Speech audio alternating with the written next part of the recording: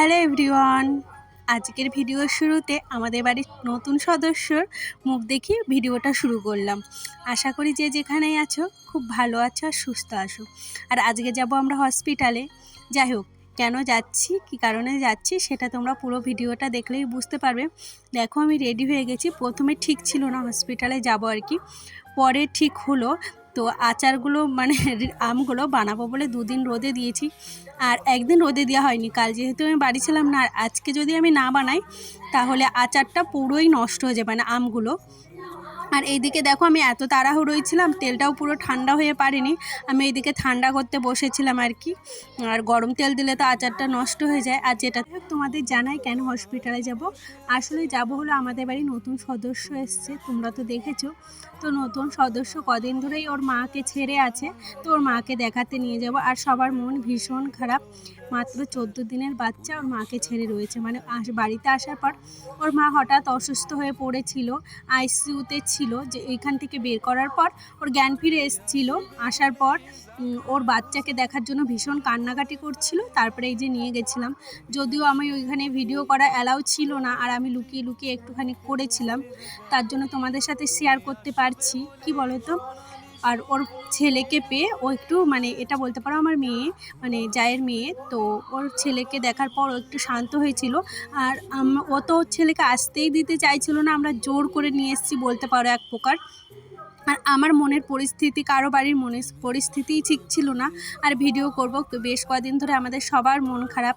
আর এখনও বেশ কদিন ওকে রাখবে, এখনও মানে ওর সেলাই যেটা আছে সেটা ফেটে গেছে, তো সেটাই এখন ড্রেসিং করে করে নরম করবে, সেই জায়গাটায় পরে আবার সেলাই দেবে। যাই হোক, বাড়ি এসছি, আর মানে সবার মন মেজাজ খারাপ বলে আর ভিডিও করিনি।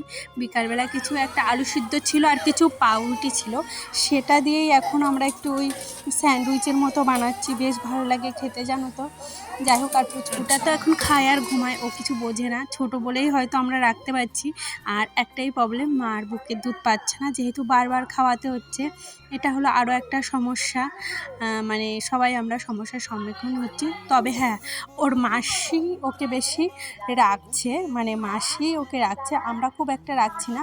সেদিন আর ভিডিও করিনি, এটা হলো পরের দিন সকালবেলা ঘুম থেকে উঠে মোটামুটি আমার হাজব্যান্ড বিছানা তুলে দিয়েছিল, আমি মেয়েকে স্কুলে পাঠিয়ে দিয়েছিলাম।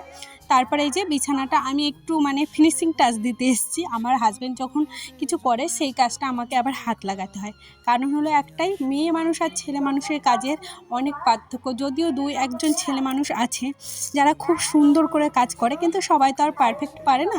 তবে হ্যাঁ, ও যখন সকাল সকাল ওঠে তখন আমি বলি বিছানাটা গুছিয়ে রেখে যেও। আমি কখন টাইম পেয়ে তার তো ঠিক নেই, কোনো দিন সকালে করি, কোনো দিন পরে করি।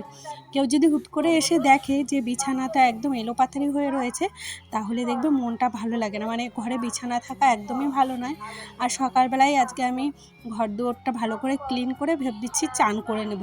মানে গরম তো প্রচণ্ডই পড়েছে, ভেবেছি সকালে চান করবো আর বিকালে চান করবো, মানে দুবার চান করব। সেটা ভেবেই আজকে সমস্ত কাজ কমপ্লিট করছি। আর এর মধ্যে আমি মানে ঘরটা ঝাড় দিয়ে আমি ঘরও মুছে নিয়েছিলাম, সেটাই ক্লিপ আর নিয়ে নিই। আজকে কি হয়েছে জানো, মানে ক্লিপ নিতে নিতে কত ক্লিপ নিয়েছি আর কত ক্লিপ যে নিয়ে নিই। আর ছোট্ট বাচ্চাটা সকালবেলা মানে সারাদিনটা প্রায় আমার ঘরে থাকে, কেননা ও আমার জায়ের ঘরে টিনের ঘর, তো প্রচণ্ড গরম। তো আর ওই 10টার দিকে চলে আসে আর ওই বিকালে যায়। তো এবার থেকে প্রতিদিন আমাদের বাড়ির নতুন সদস্যকে তোমরা প্রায় দেখতে পাবে, যতদিন আছে আমাদের বাড়িতে ততদিন। এই যে সকাল সকাল স্নান করে নিয়েছি আর সমস্ত মোটামুটি কাজ কমপ্লিট। এখন খালি রান্না বাড়া করবো, তাহলেই আমার হয়ে যায় আর কি। আর সকাল সকাল দেখবে কাজ হয়ে গেলে না আমার একটা বিরক্ত লাগে, মানে আমি সকাল সকাল রান্না করি, তো বেলায় যদি রান্না করি আমার একদম ইচ্ছা করে না। আমার মনে হয় 9টা সাড়ে 9টার মধ্যে কিংবা 10টা, তার ওপরে চলে গেলে আমার একদম রান্নাঘরে ঢুকতে ইচ্ছা করে না, এটা আমার অভ্যাস। যাই হোক, সকালে স্নান টান করে চা খাওয়া হয়নি, তখন মোটামুটি 8টা বাজে।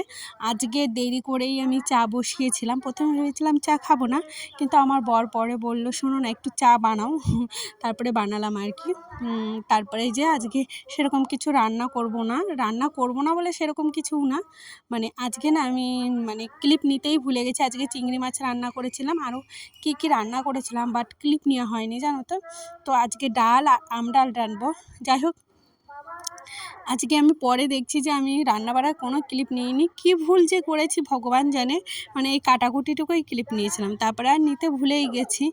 কী রান্না করেছি এটা 2-3 দিন মানে আগেকার ভিডিও আজকে তোমাদের কাছে যাচ্ছে। তো আমার ঠিক মনেও নেই কী রান্না করেছি আর কি। যাই হোক, বেগুন টেগুন কাটার পর তো আর ভিডিও করাটা শেষ করিনি। আজকে এই যে ছাদে এসে এখন ভয়েস দিচ্ছে, এখনই ভিডিওটা শেষ করলাম।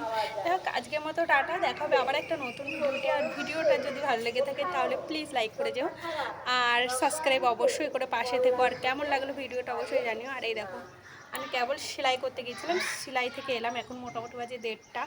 তো 1:30 না, 2টোর বেশি বাজে। যাই হোক, অনেক বড় হয়ে যাবে ভিডিওটা। যাই হোক, টাটা, দেখা হবে আবার একটা নতুন ভিডিও।